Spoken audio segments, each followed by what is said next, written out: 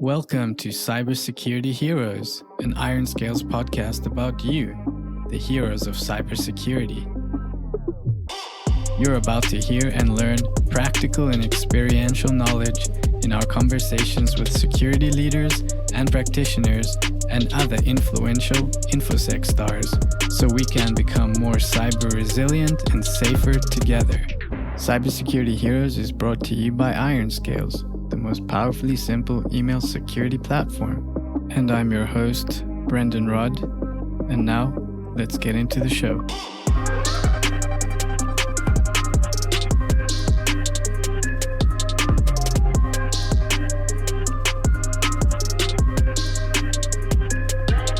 Hey Nishant, welcome to the show. Welcome, Brandon. Thank you again for having me here. I'm super excited to talk to you today. Yeah, likewise. Really grateful and humbled to have you as a guest. So thank you so much for reaching out. How is your week going so far? My week is going busy. We are in this interesting funk where you can do well professionally and the world still seems a very unsettled place. And as I just mentioned to you before the call formally began, I finally have travel plans to see my family in Mumbai. I haven't been back in 4.5 years. So I'm super excited about that. So professionally happy, personally happy, a little concerned about friends in Ukraine who are going through something incredibly tough. So hoping for the pandemic and the war to end soon. So the world as a whole deserves a bit of a break and hopefully we get it soon. Yeah, I 100% can relate and agree. And like you said, we were just saying the world needs a dull moment. So I hope that this crisis is going to end soon. And I was actually just about to ask you, besides the war in Ukraine, if there was anything keeping you up at night. So I guess this is pretty much on everyone's mind. Yeah, I think if since you asked what keeps me up at night, so there's been two things professionally. The first is obviously the shifting landscape from a privacy and security perspective. Media interest is high. I'm seeing a lot of VC interest. People are throwing money at this problem like money is going out of style. I'm also seeing a lot of new problems come up, new regulation, new discussions. So when you have this much interest and this much noise, you often wonder, are the solutions measuring up to the moment? Because sometimes people confuse volume for wisdom. There's a lot of volume. I don't know if there is equivalent wisdom. So to that end is the second thing that keeps me up at night, which is I wrote this book and part of this podcast is about talking about what it means to build a program and solve some of these problems at scale. So both of these things keep me up at night professionally, the larger macro space, as well as how I'm navigating my own impact in my job, in my consulting, in my book writing, things like that. So those are the things. I don't think they literally keep me up at night, but when I wake up in the morning at 6 o'clock, once I take my dogs out, those are the two things that come to mind first thing. No, I appreciate you sharing that. And I'm really excited to have the opportunity to speak with you on such a big and trending topic such as privacy. But before we begin, would you mind just sharing a little bit about you and your background and what you're working on these days? Yeah, so I began my career back in the day as an engineer at Intel and WebMD. And I was one of those engineers who did not like to just put headphones on and write code because, frankly, I was not the best engineer in town. I was kind of above average. But I was very good at empathizing with the customers, the sales folks, the people who set OKRs, company objectives, and things like that. And I was always the person that was trying to say, how do we build something that lasts? How do we build something that scales? So there was a bit of an engineer in me, a bit of an architect, a bit of a product person, a bit of an executive strategist, and a bit of a salesperson. So my career about a decade ago took a pivot when I was at WebMD. I started working on things like security, data more. The Affordable Care Act got passed in 2010. So that meant that my career became very different from that of a typical engineer. I became part manager, part strategist, part IC. And I used a lot of the skills I picked up as a college student when I was writing for the college paper, when I was a debater, when I was working on a whole bunch of other initiatives, like I was an RA in the college dorm. So I moved towards product management, data security, data privacy, neither of which were great careers to have back then. But then over the last 10, 15 years, those fields have all become really big. So my career now basically means I run major organizations, sometimes product organizations, sometimes security, lately it's privacy, and serving as both a capability function, so building tools, functions, capabilities, programs, and also being the connecting tissue between legal, audit, C-level executive layers, regulators, and shaping a strategy to improve data security, protection, and privacy, and building customer trust. That's been my career, all of which culminates into writing the book that I told you about, Data Privacy, a Run Book for Engineers, that's available on Amazon right now, and also appearing on podcasts like these to shape the larger conversation. So aspiring engineers, aspiring business leaders, media, regulators all understand what it takes to actually build some of these things at the back end. Thank you very much. Before we dive into today's episode, would you mind sharing one fun fact about yourself? Yeah, absolutely. And there are several fun facts, although it's sometimes hard to take it from me. I am a huge advocate for animal welfare, and I love helping animals. And all the proceeds from consulting I do, books I write, they go towards animal welfare, including for the book that is coming out now. But the fun fact that you talked about was I used to be very scared of dogs as a kid. I used to be mortified. I thought every dog was out to bite me. And now, I'm the softie in the family. My dogs eat half my meals, which I'm sure any nutritionist will tell you is not good because you aren't supposed to feed dogs human food beyond a point. But my dogs take over my meals. They dictate what time I get up in the morning, what time I sleep at night. And it's amazing how much an animal teaches you about life, about compassion, about forgiveness, about humanity. And it has given me a sense of purpose and joy. So I guess that qualifies as a fun fact. If I had a choice between going out on the town Friday night or just watching something with my dogs, the second always wins out. that's that's awesome. I actually also got sort of bulldozed by my uncle's big dog when I was, I think, 4 years old, and I didn't think I would have dogs today, but I guess I wasn't scarred enough. So I'm glad I have a dog because they truly are, I think, a man's best friend. They are absolutely. And it's almost like when people say that there is unconditional love, there are very few things in life where the cliche is absolutely the reality, but in this case, it is. Appreciate you sharing that with us. So, getting into the topic at hand. So, you mentioned you started as an engineer. What what was it that sort of led you into the cyberspace? Like, what was it that pulled you in? What was the passion? How did you get there? So I've loved problem solving as a kid, and I was kind of self-deprecating earlier by saying that I was not the best engineer, but what I was always good at was the scale, looking at how you connect the business problem to technical execution to visible impact. Like how do you tie the three together? So as I was sort of getting into my teenage years, that's when I was in Mumbai at the time. For the first time, cell phones started appearing, internet cafes started appearing. And when you see a lot of these distinct, seemingly discrete changes happening, you get a sense that society as a whole is going to change. And I'm a big fan of people like Malcolm Gladwell, who wrote the book The Tipping Point about that time, the turn of the century. Robert Wright, that wrote a book called Non-Zero, The Logic of Human Destiny, both of which talked about how big changes happen because of small changes. So when we talk about cybersecurity or the internet space, or when we talk about data cloud or identity engagement, these concepts basically are about how small engineering changes lead to massive scale in terms of change. So I didn't exactly see the picture forming at the time, but I felt like I had a contribution to make. I could either do what everybody else had done before me, or I could be a part of something fundamentally different. And I felt like my skills, my ambitions, the opportunities the US offers meant that I could do something wonderful for my career. So that's how I got in. People often say you want to get into something knowing what it is, but there's a lot of joy in getting into something without knowing what it is, because that's when the possibilities and potential create something that you didn't even think was possible before. So that's kind of my story. That's interesting. And I wanted to also congratulate you on your book. You recently came out with your book, Data Privacy Engineers. So, what inspired you to write it, and what outcome do you hope to achieve after publishing your book? Yeah, so there are three specific outcomes, and thank you again for the plug of my book. I appreciate that again, Brandon. So, three outcomes. The first is people always complain that nobody cares about privacy. It's become this conventional wisdom that security and privacy are something people talk about but don't do, right? And you read about breaches, data misuse, customer trust is low, but you still find customers getting on internet websites and giving up their data. So we've kind of taken this to a resignation level where people talk about it, but it seems like nobody cares. And there is a way to build a program. There is a way to make it work within the context of a business, giving engineers amazing opportunities to solve this critical problem, build careers, provide customer transparency. In other words, there is a way to build this that benefits companies, engineers, and customers. It doesn't have to be an either or proposition. So this book lays out a roadmap for that at a strategic business level. So this is a good book for business leaders to read. Is also a great book for engineers to read because they will understand hands-on takeaway skills. How do you build privacy? How do you build security tooling? How do you measure risk? How do you balance engagement with growth and security and privacy on the other side? So there is a way to technically make those things happen. So this is aimed at a very technical audience as well.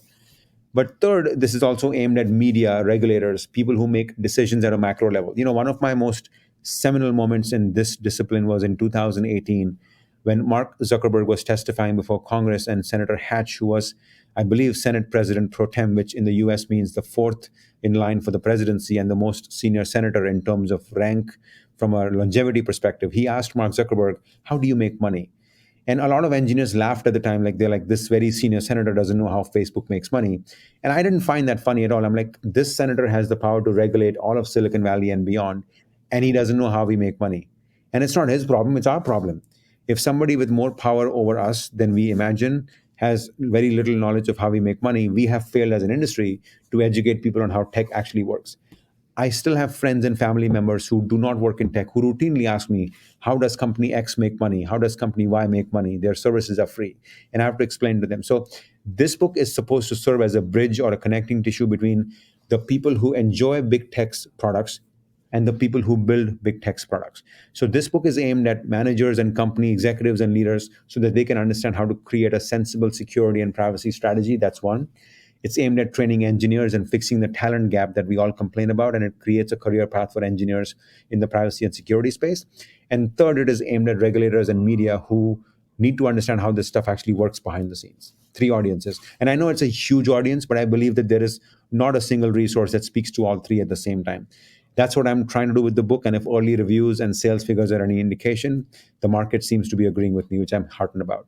Thank you for that. Yeah, and I want to come back to something that you said where, like, you mentioned something along the lines, no one really cares anymore about privacy because, I don't know, perhaps it's because companies have won the war on privacy. Therefore, people have just sort of given up and become complacent with the fact that you never really are going to truly have privacy. Is part of you publishing your book an attempt to sort of, say, hey, no, doesn't have to be this way. And as you mentioned earlier, you want to be at the forefront of change. So I'm just curious to your thoughts on that. Yeah, and I feel like I would go back to my Netflix days, and one of my industry mentors is a gentleman named Neil Hunt. He was the former chief product officer at Netflix, and he was the pioneer of this idea of streaming content on the internet. The notion that we could transport content online in a way that is cheaper, more efficient, and better quality than rather than putting DVDs in envelopes was Neil's idea. And Neil would always tell me, think of privacy and security through the lens of the New York Times test. How would you feel if what you're doing would end up in the front page of the New York Times? How would you feel if your company was dragged through that experience? How would your parents feel? How would customers feel if their data was used in a way that ends up in the New York Times, right? So if you look at it through that lens, there is a way to do security and privacy in a way that benefits the business and also does not hurt engineering morale while also protects the customers. So the way I position this is that I tell the board of directors, wherever I talk to them, wherever I work or consult with, is that if you think about your platform as a monetization utensil, right? How would you collect good data? How would you create good engagement? How can you get good signals that will benefit your business? How do you make sure that customers are willing to pay subscription fees or come back in a way that creates positive, productive engagement and creates good data for the company that will in turn help the business? For all of these things to happen, you need customer trust, you need transparency, you need to avoid bad stories swirling about you all the time, and you need good data quality, which will then mean that the business can infer good outcomes and make sound investments, which means you can protect your platform from misinformation, disinformation, fraud, abuse, things like that. So rather than looking at privacy as this nice to have altruistic, we will do it when we get time approach, you want to look at privacy as a way to achieve all those other business objectives. You cannot remove disinformation from your platform one fine day. You cannot make your platform with high quality data one fine day. You cannot just wake up one day and decide it'll happen. If you do privacy correctly, that is by identifying data early, by identifying the privacy and security risk early, by enforcing policies consistently in an automated at scale fashion, if you log data in a meaningful fashion and catch those issues early on in the process, if you have monitoring and visibility and access management happening very continuously in a way that the board can understand and give you resources, if you do all those things as an example, and that's just a small subset, Brandon, that's just a small list, but if you do those things, you are improving your platform, you're improving company culture, you're improving privacy and helping your business. So I'm totally fine with doing these things in a way that it doesn't position as just privacy. Make privacy the Trojan horse. And I know the Trojan horse is a bit of a bad example because that led to a war and people died. But if you are looking at privacy in your company, you should think of privacy as a way to enable a whole bunch of other business objectives and to show your customers you really care, show your business partners you really care, and to reduce the amount of risk. How would you, as a VC, feel, for example, if you invest a ton of money in a company and you see the company growing, but then you see all these privacy bad news happening, and suddenly your growth rate has spurted. Like, remember, Facebook and Cambridge Analytica, they made a mistake in 2014. They fixed it in 2015. Facebook did the right thing. And by the way, to my knowledge, they didn't break any compliance protocols when they had that partnership with Cambridge. And they fixed it as soon as they found it. But the news broke in 2018. And the company's name is forever associated with that brand, right? So Facebook has a ton of resources, they have a ton of talent, they have a lot of money in the bank. They were able to, from a financial perspective, recover from that. But if you are a VC investing in a company today, can you afford to take that risk with your new investment that doesn't have anywhere near the level of engagement or financial resources Facebook has, right? So that is how you frame the issue. And I think if you can explain that to engineers, to executives, and to the regulators, there is a way to do this right, which will be, in the end, the right thing to do for a company, not just for its customers, but for its own bottom line as well.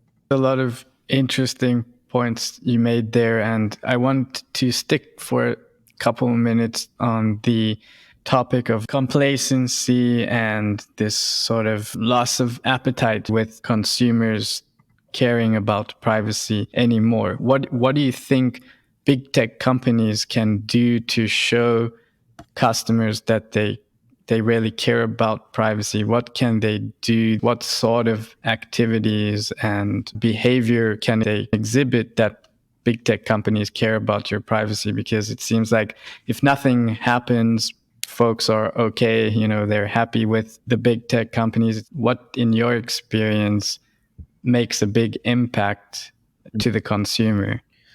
So I would say one of the biggest mistakes that we have made just as a world, that we've constantly misrepresented each other's and misunderstood each other's capabilities or appetites, right? So companies have underestimated the interest customers have in security and privacy, while customers have underestimated how much companies are willing to do to invest in customer trust. And I feel like we need to close that gap somehow. So I'm speaking at this podcast in my personal capacity, not representing my employer, but I feel like this would be a good time to bring out some of the work my teams at Uber have done. We released a couple of weeks ago a tool called the Privacy Center, which gives customers visibility into their data. What does the company have about you? How does it get used? Now, we got a lot of media coverage, and of course, the media always runs towards the soundbite and the quick metric, and they talked about driver ratings or how different cities compare to each other in terms of 1 star versus 5 star ratings. But if you look past that one metric, it gives customers and drivers the ability to look at what data the company has about you. And that's a pretty significant gesture of trust from both sides, which is say, here's the data we have about you. Here are your rights when it comes to the data. And it's a great way to build trust and transparency. And it's a way for customers to understand what exactly happens when you open the app and request a ride or request food to eat, right? And giving customers that level of visibility, giving customers that level of transparency creates a more intelligent conversations. Maybe customers will make more informed decisions. Hopefully, they will use the app a lot more because they realize we are careful custodians of their data. So if companies do that, I feel that's a very good place to start. And the reason, Brandon, I use that example is because it's not just PR. There is an actual product. Okay, I tell my customers, I tell my engineers when I manage the team or when I lead an effort, think about product before PR. Just PR means it's just vacuum. Just PR is like nitrogen. It occupies the air, has no actual impact. If you have product before PR, then you have oxygen. It's only 20% of the air, but without that, you can't really live. Okay. So without product, there is no PR. So build a product that does the right thing from a back end perspective in terms of deleting data, extracting data, anonymizing the data, aggregating it, like encrypting data, all of those capabilities. Once you invest enough in the back end, it may not be totally perfect because we have years and years of tech debt to pay off across the industry. But once you start making progress on that front, you can then build a UI that is more customer facing and user facing, and they can then understand, okay, here's what actually happens. And then that creates more interest because now customers know the company cares. That gives your engineers at the company an opportunity to show off their work. Like if you work as an engineer in Silicon Valley or anywhere else these days, you are probably a siloed team. You probably solve a small part of a much larger problem. And it's very hard to point to your mom, your dad, your spouse, your sister, or your brother and say, here's what I built. But when you build a tool that is user facing, that also demonstrates privacy and security, you can say, I built that. I built the backend capability, and customers trust us. When tweets start going out, when the media covers it, it gives you an opportunity to sort of tell your family, hey, here's what I did. And this is actually making a difference to customers' lives. The company gets good publicity, the stock price does better, more people get on the platform. So you can see how I went from building a product to good PR to pleasing the customers, pleasing the engineers, and benefiting the company. So I want to get away from this mantra that companies are complacent or customers are complacent. Apathy is nobody's solution to a bad start. Apathy is basically feeling sorry for yourself, but nothing actually changes, right? My solution is build a product, even if it's incremental, even if it's embryonic. Build a product, shape a narrative, get the customer in the door, begin the conversation, help the engineers build the tool, and then you have a virtuous cycle. I would tell anybody who listens to this protocol, if you think people don't care, you are wrong. But now if you believe that and proceed forward, people will actually start not caring, and then things will start going downwards from that point forward. My solution is build the product and get people in the door. Like it's like that Kevin Costner movie. If you build it, they will come. If you build it, they will use it. And if you build it, they will start caring. That makes a lot of sense. And how important, or what are your thoughts on, building privacy as part of the culture and like permeating that, from the top down through the company, through the product, so that it becomes almost part of the company's DNA and core values? Like, does that make an impact in the quest to make people care more? I think when it comes to making something part of company's core DNA, I've had a bit of an easier ride of it. And I'll tell you my story and then I'll give general guidance.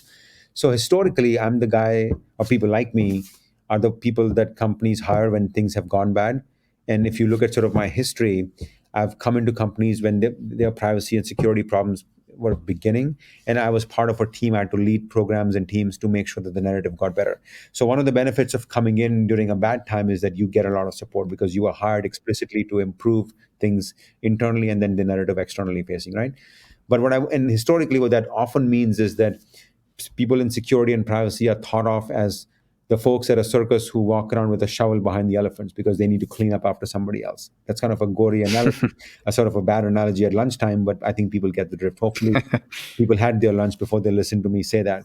But I would say the way you make it part of the culture is by making a lot of small changes across the program and then coming up with a narrative to stitch it all together. So if you look at it through the privacy context, when you tell the company, let's delete data we no longer need, it saves money in terms of cloud data storage. It reduces the number of queries we run that have suboptimal data.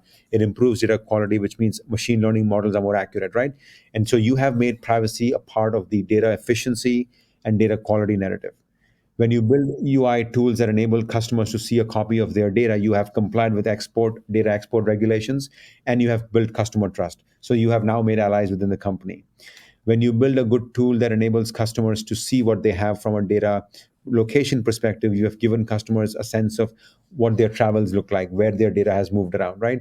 Which means you can use data more efficiently in terms of replication models. So you can have a more sound cloud CDN strategy. So if you can make privacy a part of several other key initiatives, and people start seeing a pattern that when I improve privacy, X improves. When I improve privacy, Z happens. When I improve privacy, A also improves. And that becomes part of the company's bloodstream because all these other initiatives are already part of the company's cultural motif, right?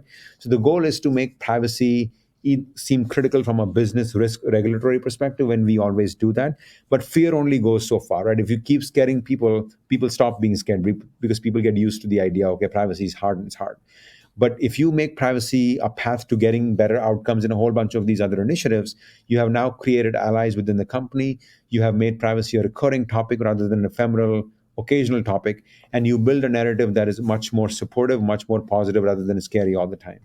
That's really smart. So, sort of rallying people behind the idea that privacy can equal a better product and a more efficient business, and really tying that into people's personal goals and KPIs. Exactly. And I feel like if you were to talk to people who learn with data analysis, like people who not learn with, like conduct data analysis, if you talk to folks whose job it is to make projections based on usage of the company's resources or company traffic or the next round of financial results, these folks need good data, right? And they have to pay out of their nose to essentially use Hive storage or HDFS or use storage in Elasticsearch or Google Cloud or what have you. That data then gets encrypted. That data then has to be monitored for access, egress, things like that, right? So these people's KPIs depend upon being able to produce data outcomes efficiently and predictably. So now privacy has become part of their KPI. They may not call it privacy. They may call it data quality. They may call it data redundancy. They may call it business accuracy, whatever. But it's privacy happening behind the scenes. So my OKRs succeed because I have made my OKRs their OKRs, not by forcing them to do it from a privacy perspective, but by forcing them to understand that their work and my work is connected. And I get to go and tell my boss, who typically is the company's chief information security officer or the chief privacy officer, and say, look how much we shrank the data footprint. Look how much we reduced the risk. Look how many encryption keys we were able to retire, right? So you make it part of people's OKRs, sometimes by scaring them and sometimes by inspiring them. So it's fear, it's a cocktail of fear and inspiration, and it produces a buzz that is unlike any. But that is how you get these buy-ins happen, right? Because remember, when you work for security and privacy in a company, you are talking to executives who will always say at the macro level, we care about security, we care about privacy. But the real decisions are made by the engineers, the juniors engineers who write millions of lines of code, who collect petabytes and exabytes of data. You have to appeal to them as well. You cannot just put it in your company's value statement and assume the job is done. Putting privacy and security in the company's value statement is the beginning of the battle. It's not the end of the battle. Yeah, and I would imagine that it would only work anyway if it's coming from the top down, although you seem to have the opinion that it can be top down and bottom up, because if I understood correctly, your book is sort of talking to the engineers as a way to bring this up or to spread this momentum around privacy through engineers. Exactly. And I feel like this will also empower engineers, right? If you look at sort of the social zeitgeist right now, it's about attrition, the great resignation. People are quitting jobs, and it's kind of surprising because everybody's kind of playing a game of musical chairs, because everybody who's leaving is going to some other place that other people have already left. So people are looking for something, clearly. I think they're looking for a job that has a sense of purpose, a job that doesn't require them to burn out just to sort of get more money, and a job that allows them to understand and have a bigger impact. So people are looking for these three things. And we have historically been told that some of these things are incompatible. So if you want to have impact, you have to work long hours. If you want to make social impact, you may have to accept less money. Those have been understanding principles that we have lived with for too long. And now people are like, no, we want all three at the same time. So when you give people work around security and privacy, you are telling them that you can now have an impact across multiple products on the platform rather than just building one thing. So it appeals to their sense of ambition. You can tell people that by doing security and privacy right, you are protecting customers who otherwise wouldn't know better. I'm thinking about people like my dad, who are not very tech savvy, who rely upon the online experience to connect with the world and get news. So I'm thinking about how would you feel if your dad was not being treated fairly or your mom was not being treated fairly. So there is a social justice aspect to it too.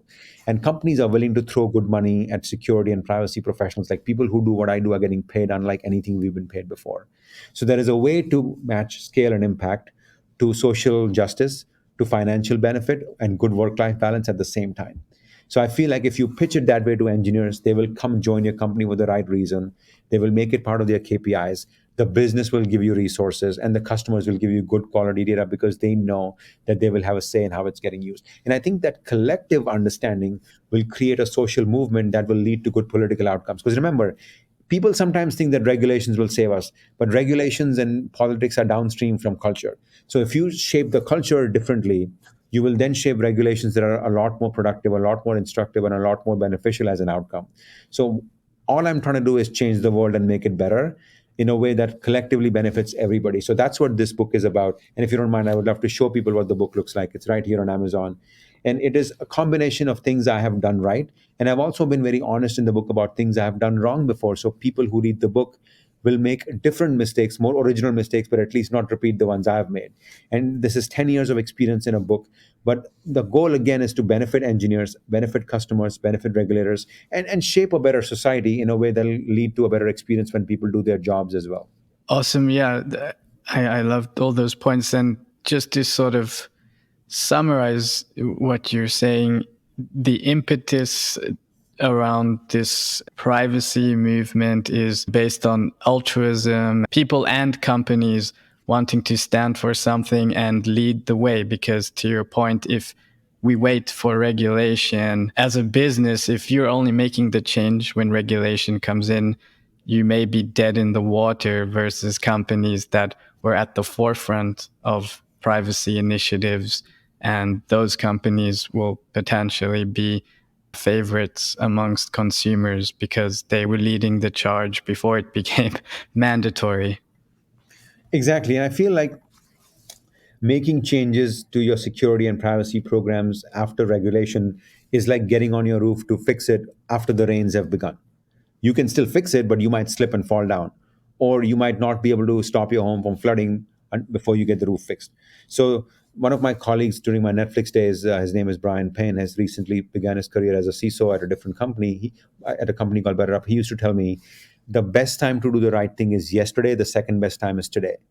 So I haven't forgotten that, Brian, if you're listening. So my lesson to people is the same thing. You can either be shaped by regulation or you can shape regulation. You can do the right thing early on and then make sure that that becomes the new baseline, and that will make future regulation better for you, and you can get out of the game, and that's a political win for you as a company as well. So I would tell people that if you are trying to get privacy right and treat regulation as a floor, not a ceiling, if you follow that approach, you are not just doing the right thing from an ethical perspective, you are, but you're also protecting yourself from future regulation shaped by somebody else who doesn't trust you, doesn't understand you, and you will then have to follow that person's regulation, even though it's not the right thing to do. So the choice is setting the table or being on the menu. I prefer to set the table and then be able to shape the dinner conversation. So I would say be proactive, don't be reactive. And this is also a common theme in security in general. Being proactive is generally cheaper than being, reactive.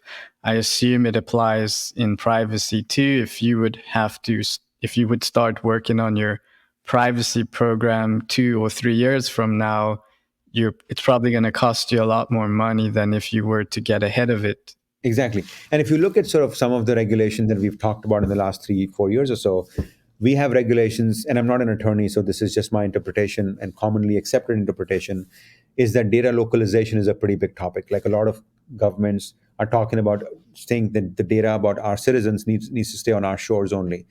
I don't buy the idea that data localization protects your privacy or security. It could be a severe business inefficiency, and it could also lead to suboptimal experiences for customers. The internet is predicated on the idea of continuous, low latency, ubiquitous access. And if you localize data at a certain point, those core foundations become shaky.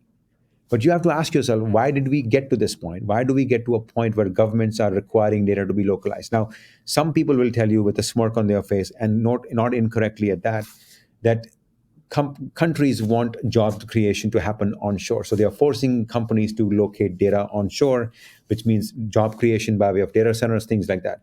But the reason we went in this direction is because companies in the US did such a bad job with data security and privacy, is that it gave these governments an opportunity to set the agenda when it comes to privacy and security. And that led to conversations around data localization. So when you forfeit the moral high ground, you end up having to meet a lower bar, which is bad for you and bad for customers. Okay. So if you were to do the right thing, if companies were to now start doing the right thing, it'll enable us to prevent bad regulations from happening, and it'll force us to shape the agenda in a way that is a lot more productive. But my reaction to that is, if you do the right thing in the beginning, you will then be able to have that respectful conversation and shape that regulation much better. And I think that's the biggest learning. And then it doesn't help us to complain after the fact if we didn't prepare before the fact. And you brought up something that I would like to dive a little deeper into, or get your perspective. Why do you think the European countries are so much more concerned about privacy than any other countries and continents? Why is Europe so obsessed about privacy?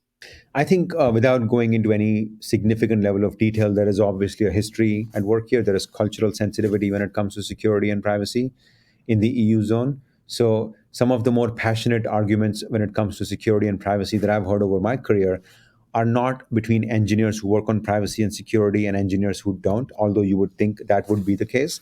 Some of the more passionate arguments I have seen have occurred between counsel, so attorneys in the EU and attorneys in the US, because the sensibilities are so different. And you see that with the Europeans looking at more of an opt in culture versus the US looking at it as an opt out culture. So you have that sort of macro vision.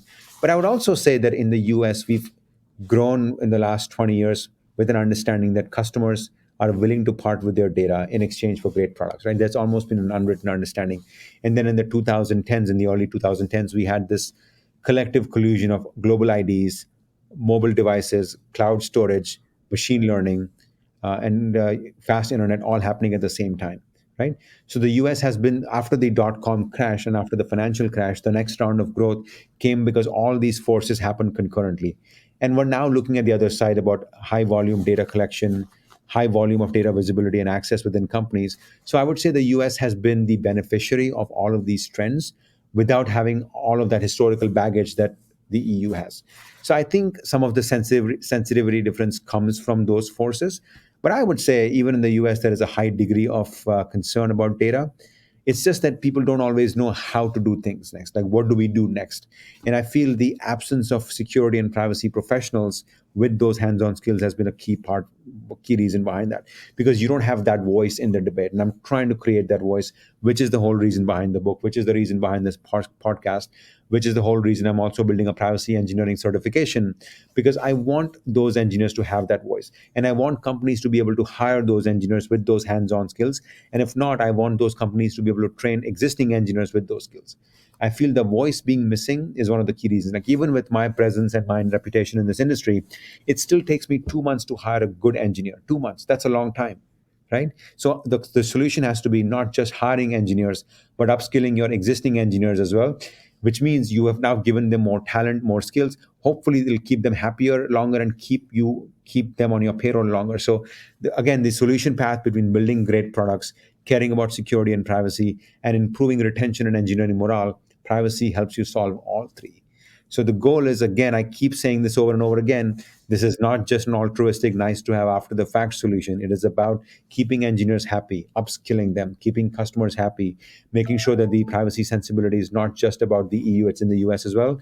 Optimize for security and privacy, and you will solve a whole bunch of business problems in one go as well. Thank you for that. Before we hopped onto this podcast, I did a quick Google search just out of curiosity for the search term privacy, and like two examples popped up, and one was Wikipedia, one was Apple. Wikipedia's definition for privacy was privacy is the ability of an individual or group to seclude themselves or information about themselves and thereby express themselves selectively. Apple's definition was privacy is a fundamental human right. At Apple, it's also one of our core values. Your devices are important to so many parts of your life. So my question to you is, like, I'm curious to know what your definition of privacy is in the digital world. So I have two levels of definitions. One is the values definition, and the second one is a practical definition, because I don't have the luxury of just having one definition. I have to have a strategy and a vision at my level, but also the ability to execute technically so that those visions can come true. Otherwise, it's just words on paper or pixels on screen. So the values-based definition for privacy is making sure that the customer's data gets used in a way that would not surprise them, were the customer to find out how their data actually gets used. So reducing the gap between the customer expectation and your usage of the data is privacy for me. That's the values-based definition. The more engineering focused definition is, how do you build tools? How do you build programs? How do you build capabilities to make sure that you can protect the customer's data at scale in a way that makes that value definition come to light? Like, how do you make sure that the customer's data does not get used in a way that significantly departs from their understanding of the data? Now, there's always going to be gaps when you have data at scale, but how do you continuously, on an iterative basis, improve the data privacy so that the customer's understanding of their data being used and collected matches how the company actually handles that customer's data at the back end, again, at scale, consistently, on an improvement basis. So those are my two definitions. I need to have, like Richard Nixon said a long time ago, that you promise, you campaign in poetry, you govern in prose.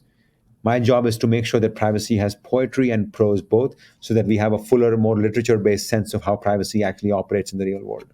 Thank you. I appreciate that. You've worked at some of the biggest brands in the world, such as Nike, Netflix, Google, and now Uber. What advice do you give to compliance leaders when building a new privacy program or improving on the existing one? You mentioned about you coming in and cleaning up a lot of the time and coming in where there's problems. So curious to hear. And I'll answer your question. Just a quick sort of caveat emptor.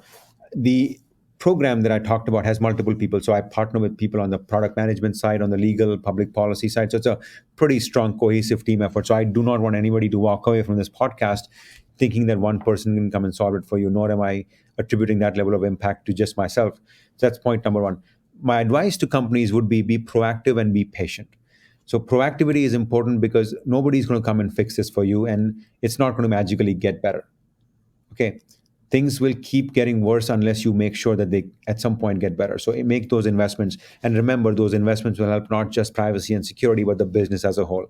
So don't wait for the train to smack you. Change directions before that happens. But also be patient. Once you start making these privacy and security tooling improvements, the numbers, the metrics will not improve overnight. Don't replace don't replace progress with process. Don't slow your engineers down just to create privacy and security theater. Okay, don't optimize for visual appearances. Optimize for actual improvements. So be proactive, but then make sure that you give the strategy some time and keep learning on an iterative basis. Rely upon data, rely upon metrics, rely upon outcomes, rely upon the experience of your engineers and the experience of your customers, which is why I suggest making improvements in the back end, in the privacy and security review process, in the central tooling process. And those things will take a while to come together. And again, I go back to the Malcolm Gladwell book called Tipping Point, where a bunch of small things have to happen somewhat separately and concurrently for them to work collectively at a certain point.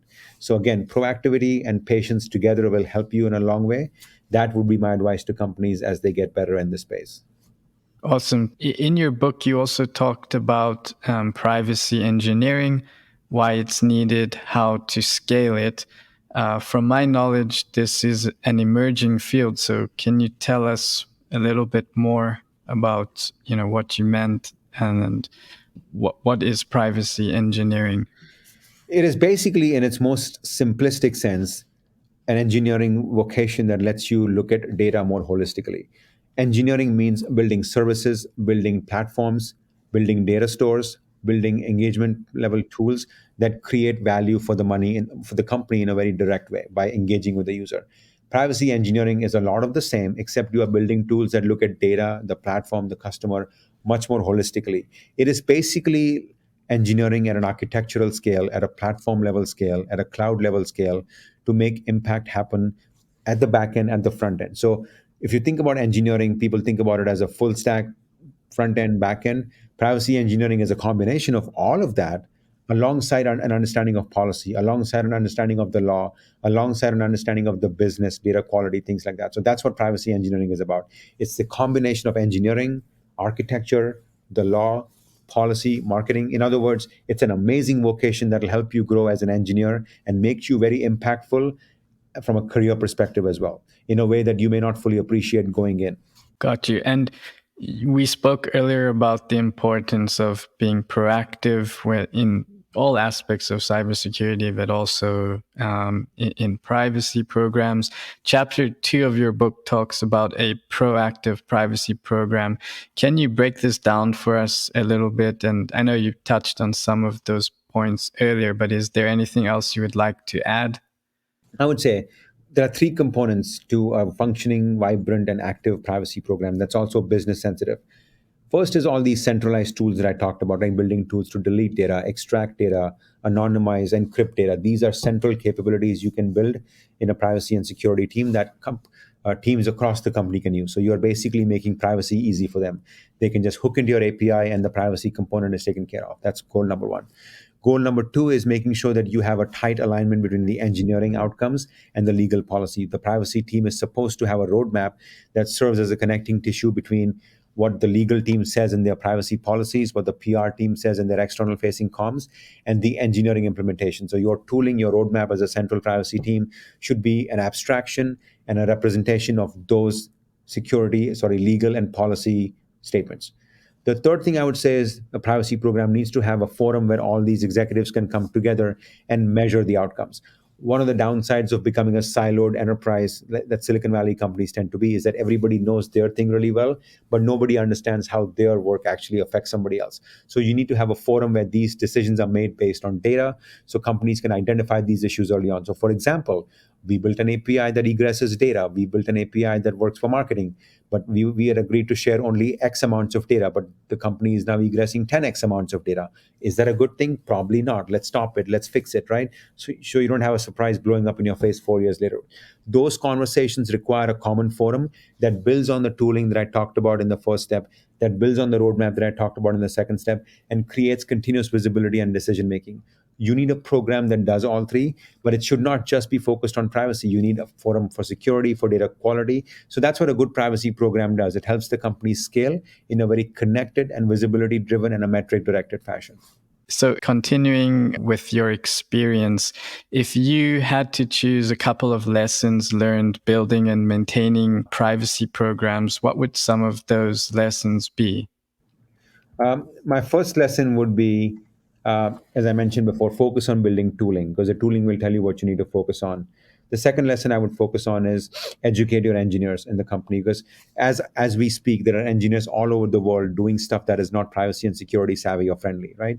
So focus on educating your engineers. And the third thing I would say is listen to your customers, understand their sentiment because they will tell you what you need to do from a privacy perspective. Because today's customer sentiment is tomorrow's political problem and it's the next day's privacy regulation. So I would say focus on that. And part 3 and part 4 of your book talks about building tools and processes, security scaling and staffing. Can you walk us through a little bit on those 2 chapters? Yeah, so these chapters start getting into hands-on work. They start getting into how do you build tooling, how do you build capabilities, how do you build scalable verification measures. So these talk about building a governance program that helps you classify data based on risk. How do you tag the data so if you discover it further down the pipeline, you can actually build security privacy controls. So you don't have to go through this effort of looking for data. The data will appear and the policy enforcement happens at scale. And unless you do that, your ability to meaningfully build privacy and security control is shot. So that's what those chapters talk about. I'm sure you're aware we are in this talent demand shortage crisis. There are different numbers floating around. Some say 2.3, some say 3, some say 4 million unfilled seats. Whatever the number, it's a lot of unfilled seats. It seems like this field of privacy is going to, explode over the next 3 to 5 years or so. What got you excited about this career path that you would like to share with others who may not be thinking about privacy as a profession? I would say three things, and I have a lot of lists, as you can tell throughout this conversation. I'd like to enumerate things. What other job gives you the amazing ability to make an impact across the company in a way that you affect multiple products in a positive way? That's number one. The second is a job that fits your ability to make a social impact and make the world a better place. Like at a time when truth and safety are all under siege, how do you make sure that the platform doesn't just help the business but helps the customers as well? That's number two. And frankly, the money is great. Like people who work in security and privacy get paid a lot of money because the companies would rather pay people like me than pay fines, right? So where else can you have scalable impact, a social impact, and a great financial impact all at once? It's a no-brainer as far as I'm concerned. So people who are thinking about this as a career, reach out to me. I'm happy to talk to you because if you build up your skills, I may end up hiring you anyways. So I have always looking for smart talent in whatever company I'm working in. So I'm not just doing this because it's the right thing to do. I need good talent to protect customer data. So there's a little part of me that is selfishly wondering how can I create tomorrow's privacy engineers. So that's what this is about as well. Yeah, there's that saying, if you want to sell more Bibles, you need more Christians or something along those lines. Yeah, I have a more secular view of it, but yes, absolutely. Awesome. Hopefully, we're not making too many social faux pas on this episode. I'm convinced people will understand the heart's in the right place. So hopefully we'll get the benefit of that. So, last question, I would say, what does the typical career path look like for someone thinking about a career in data privacy? The typical path looks like one of two: come as an engineer, build tools, build privacy architecture, and focus on the technical side. And then you can then build other stuff as well that has nothing to do with privacy, because now you have this broad architectural experience and you can build amazing products. So privacy engineering can focus on helping you become a staff engineer or a distinguished engineer. The other path is you could do what I've done, which is essentially have a business level impact, lead engineering like teams or programs, but also build a domain expertise on the social brand scale, where you can write a book, become a podcaster, public speaker, and you can grow a career that way. So there are two amazing career paths. You can focus on non-privacy topics and become a domain expert at the depth layer, which is fine too. But if you want breadth level of expertise and impact, which is kind of what the industry needs these days, I would say privacy engineering opens up two amazing career paths for you, and you have the world to choose from at that point. Nishant, this has been a real pleasure. I really want to thank you again for sharing so much of your knowledge with our audience today. Before we wrap up here, is there anything else you would like to add? Yeah, and I know I've plugged my book shamelessly multiple times on this call, but let me tell the listeners that any proceeds I make from a royalty perspective in this book, I'm donating to animal welfare. So the David Sheldrick Wildlife Trust out of Kenya, the Global Sanctuary for Elephants in Brazil, and Wildlife SOS in my native India, that's who gets the money. So if people buy this book, they will be helping the larger animal ecosystem as well, something we desperately need. Because just as we need to protect our platforms, we also need to protect our planet. As President Macron of France has said many times, there is no planet B. And the last couple of years have been a humbling reminder that the world is a finite place. There are no magic solutions. So this is a small, humble effort for me to make the world a better place. And you can join me. If you buy this book, I'd be honored to have your trust and your feedback when you read the book. Thank you so much. For people that would like to reach out, connect, what's the best way to get in touch? LinkedIn, and Google me. I'm the only person with my first name, last name in the world. So anything positive you find online is about me. The negative stuff, maybe somebody else. I'm joking, of course. But yeah, connect with me on LinkedIn. There goes your privacy. Well, unfortunately, that die was cast when my parents named me. So can't really change that now. I can't anonymize myself. In fact, at this point, I'm looking for less anonymity, and I want people to buy this book and have a conversation about reshaping the conversation around privacy as well. Awesome, great. So we'll be sure to include those in the show notes. So thank you again, Nishant. It was a pleasure. And thank you, everyone, for tuning in to CyberSecurity Heroes. Until next time, we'll see you then. Thank you so much. That's a wrap for this episode of CyberSecurity Heroes. Practical and experiential knowledge on a day in the life of security heroes. Catch our next episode by subscribing or following through your favorite podcast platform. If you're listening on Apple Podcast, please leave a rating for the show. They really help a lot. Thank you so much for listening. Until next time.